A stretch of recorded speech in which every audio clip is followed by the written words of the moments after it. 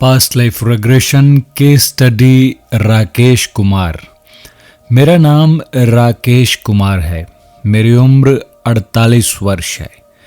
मेरा टेक्सटाइल का बिजनेस था जो कि बिल्कुल बर्बाद हो गया। जब तक मेरे पिताजी संभालते थे हमारा बिजनेस बहुत अच्छा था, लेकिन मेरे पिताजी की मौत के बाद मैंने बिजनेस संभाला और धीरे धीरे हमारा बिजनेस डाउन होता चला गया। और एक समय ऐसा आया कि मैं लोगों का कर्जदार हो गया। अब मैं पैसे के लिए मोहताज हो गया हूँ। एक कर्ज उतारने के लिए दूसरा कर्ज लिया और इस तरह से मैं लाखों रुपए का कर्जदार हो गया हूँ। कई बार सोचता हूँ कि आत्महत्या कर लूँ और कोई रास्ता नज़र नहीं आता मुझे। मैं बिल्कुल बर्बाद हो चुका हूँ। मैं जानना चाहता हूँ कि आखिर ऐसा क्यों हुआ मेरे साथ। राकेश की बात सुनकर लगा कि कोई कार्मिक अकाउंट ज़रूर है जिस वजह से राकेश के साथ ऐसा हुआ। बहुत से लोगों की बर्बादी का कारण उनका कोई पास्ट कर्मा ही होता है। ये मैंने बहुत से लोगों के साथ एक्सपीरियंस किया है। बहुत से लोगों के रेग्रेशन किए तो ज़्यादातर लोगों का यही निकल कर आया सामने कि कोई ना कोई पास्ट कर्मा ही ऐसा था जिस वजह से आज वो इस कंडीशन से गुज़र रहे हैं कि उनकी फाइनेंशियल कंडीशन बहुत ख़राब है।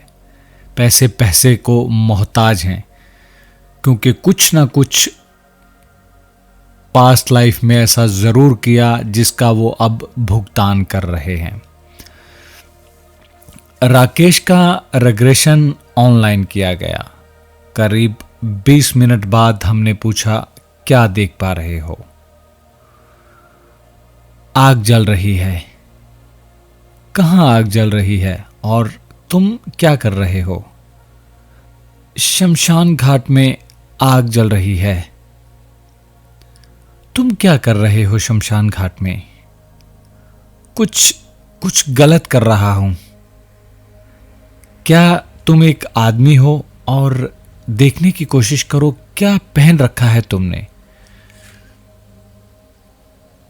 मैं एक तांत्रिक हूं। काले रंग के कपड़े पहने हुए हैं। मेरा रंग काला है और बालों में जटाएं हैं। क्या कोई साधना कर रहे हो तुम शमशान में? नहीं, शमशान की राख किसी का नुकसान करने के लिए ले जा रहा हूं। किसका नुकसान करना चाहते हो तुम? जो भी कोई किसी का बुरा करना चाहता है या किसी का कोई नुकसान करता है वो मेरे पास आता है। किसी तंत्र विद्या से किसी का नुकसान करने के लिए लोग मेरे पास आते हैं और मैं पैसे लेकर उनका यह काम कर देता हूं। क्यों करते हो तुम ऐसा गलत काम? पैसे के लिए करता हूं मैं ये। अपने परिवार के बारे में जानने की कोशिश करो। कौन कौन है तुम्हारे परिवार में? कोई नहीं, मेरा कोई नहीं है। कौन सी जगह है ये? जानने की कोशिश करो। बंगाल। तुम्हारे इस काम की वजह से बहुत से लोगों का नुकसान होता है, उनकी जिंदगी खराब हो जाती है। क्या तुम्हें इस बात का पछतावा नहीं होता? नहीं, यह मेरा काम है। और क्या करते हो तुम? जानने की कोशिश करो। मैं अपनी तंत्र विद्या से कुछ भी कर सकता हूं। मैं मृत आदमी की आत्मा को वश में करके कुछ भी करवा सकता हूं। मेरे 3 से 1 तक गिनते ही तुम अपनी डेथ एज में, अपनी मृत्यु की अवस्था में पहुंच जाओगे और जानने की कोशिश करोगे कि तुम्हारी मृत्यु कैसे हुई। क्या किसी बीमारी से किसी ने मार दिया या फिर नेचुरल डेथ थी। देखने की कोशिश करो। 3, 2 और 1। जानने की कोशिश करो कि तुम्हारी मृत्यु कैसे हुई। किसी बीमारी से मेरी मौत हुई है। मृत्यु के वक्त कितनी उम्र है तुम्हारी, देखने की कोशिश करो। लगभग कितनी उम्र है तुम्हारी? करीबन 70 वर्ष। जब तुम्हारी मृत्यु हुई तो तुम्हारी सोल तुम्हारी बॉडी से निकली एक धुएं के रूप में। जानने की कोशिश करो, देखने की कोशिश करो कि कौन से कलर की है तुम्हारी सोल। क्या कलर है तुम्हारी सोल का, देखने की कोशिश करो। ब्लैक।